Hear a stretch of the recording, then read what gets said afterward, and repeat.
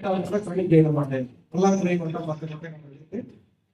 கடவுள் வந்து கேட்டாலும் கூட காணிக்க மாட்டேங்கிறத இதுல விஷுவல் பண்ண முடியாது. நானே வந்து நினைச்சிட்டு தானே பாட்டு பதில் பாட்டாரு விஷுவல் பண்ணாம விஷுவல் பண்ண முடியாத அளவுக்கு நீங்க எழுதணும் அப்படின்ட்டு எழுதிட்டு இதை எப்படி எடுத்துப்பாங்க. எனக்கு வந்து பெரிய ஆட்சியில் வந்து அந்த பாட்டு வெற்றி எனக்கு அது வந்து பக்கத்தில் இருக்குமான்னு கூட தெரியாத சூழ்நிலை.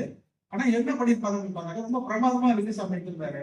ஒரு பிள்ளையார் சிலையை வச்சு நடுப்புற ஒரு சந்தனத்தை வச்சு சந்தனத்துக்குள்ள உருவா காசு வச்சு எடுத்துக்காரு. ஒரு விஷயம் எடுத்து முடியுமா எது சொல்றேன்னா இந்த பாட்டு எழுதி முடிச்ச பயணத்துக்கு இருக்கிற பெரிய பிரச்சனை என்னன்னா இது எப்படி விஷயம் பண்ணுவாங்க. பையையோ ஆனந்தமே ஒரு பாட்டு வச்சுங்களேன். இது எழுதி முடிச்சு நம்ம வந்து போவோம். பெரிய கனவு நீங்க எல்லாம் பாட்டு கேட்டுருக்கீங்க. படம் தானே படத்தை பார்த்துருக்கீங்க. எனக்கு நம்ம எழுதுனதை இவங்க எப்படி எடுத்துப்பாங்க அப்படிங்கிற ஒரு இடம் இருக்கு. அதை எடுக்க முடியாத மாதிரி மேக்சிமம் எழுதுறது. அப்படி எடுக்க முடியாத வரிகள் எல்லாம் டைரக்ட் உட்காந்து இது வேணா சார் கொஞ்சம் நேரத்தில் எழுதிக்கணுமான்னு கேட்கும்போதே நம்ம தெரிஞ்சிடும். விஷுவல் எடுக்க முடியாத அது கட் பண்றாங்க நம்ம வரியா அப்படின்னு. அது எதுனா இந்த மாதிரி ரொம்ப கவித்துவமான வரிகள் சில சமயம் எழுதுற பொழுது இசையமைப்பாளர் இயக்குநர்கள் இந்த வரி வேணாம்னு சொல்லுவாங்க.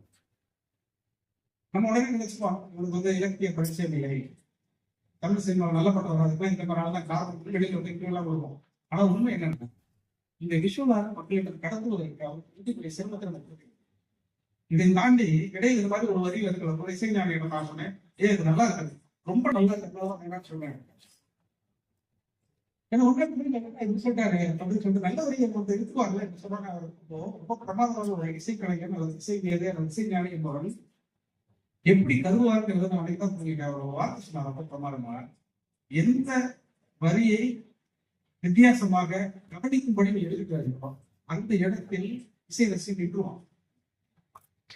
சிறப்பா என்ன நின்றுவான். அதற்கு பின்னால் வாசித்த வயலின் கலைஞரும் தமிழக கலைஞரும் உழைப்பு அதை கேட்கப்படாமல் கவனிக்கப்படாமல் போயிடும். ஒரு பாட்டுக்குள் எல்லாரும் கவனிக்கப்படணும்னா நீ கொஞ்சம் கம்மியா இருக்கு. இந்த பாடல் வந்து நான் யோசிக்காத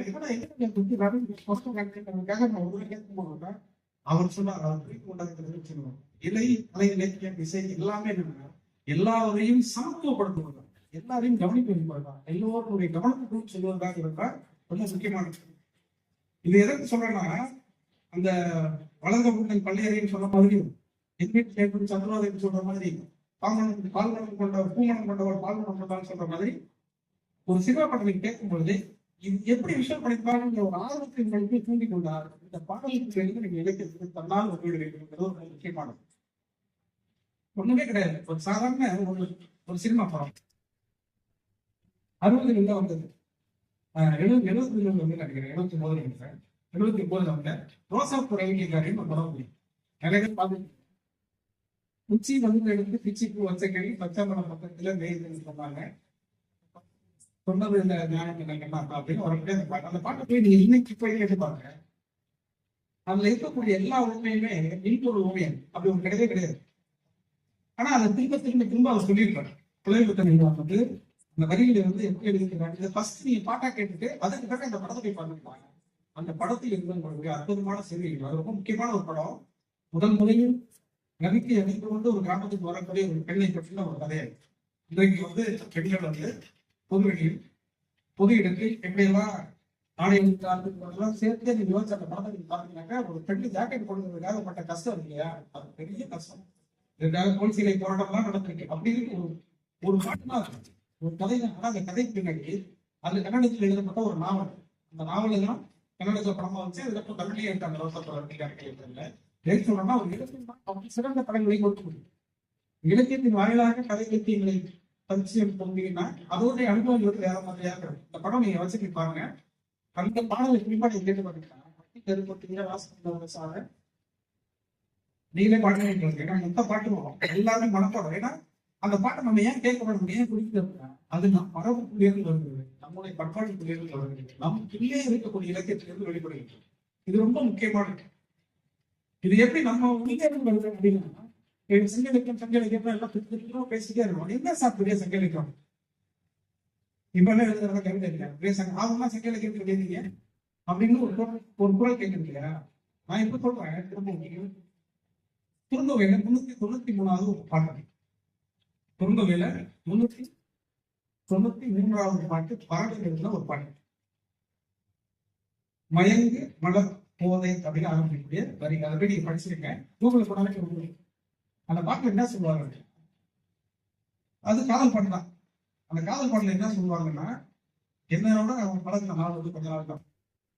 ஆனா அதை பத்தி முருகாங்க பேசியிருக்காங்கல்ல, அது ரொம்ப ஓவரா போயிட்டு என்ன பேசுறாங்க, எப்படி பேசுறாங்கன்னா, இந்த பசும்பொன் பாண்டியன்னு ஒரு மன்னர் இருந்தாங்க, அவனோட தளபதி ஒரு தன்மா அதிகம்னு சொல்லிட்டு, அந்த அதிகம் வந்து நம்ம பொங்கல் கிட்ட வந்து சட்டம் போட்டு போயிட்டு பொங்கல் கிட்ட அவன் தோத்து போயிட்டு, பொங்கல்ங்கிறவன் ஒரு சாதாரண பழங்குடி தலைவர், அவன் பசும்பொன் பாண்டியனோட தளபதி, அவன் மிகப்பெரிய ஆள், சாதாரண ஆள்.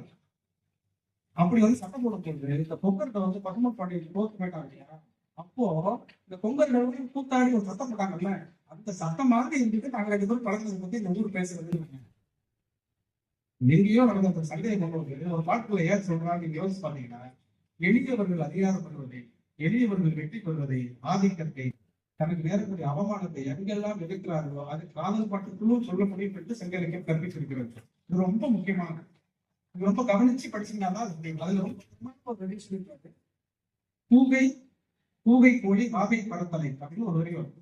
பூகை கோழி வாகை பரத்தலைங்கிற சொல் ஏன் வருது அப்படின்னு பாத்தீங்கன்னா, அந்த ஒரு வரியில இருந்து நீங்க திருக்குறள் போயிடணும். பகல் வெல்லும் காக்கை, பகல் வெல்லும் தூடியை காக்கை இகழ் வெல்லும் வேந்திருக்கிற குரல் இருக்கு இல்லையா, அப்போ பூகைக்கு வந்து நைட்ல கண்ண முடியாது, பகல் கண்ண முடியாது இல்லையா, பகல கண்ண முடியாது. பூகை கோழி பரத்தலைன்னா நைட்ல போய் சண்டை போடுற மாதிரி அர்த்தம் இல்லையா, நைட்ல சண்டை போட்டுருக்காங்க. அப்போ வந்து இந்த சம்பவம் நடந்திருக்கு, இவங்க ஜெயிச்சுட்டாங்க.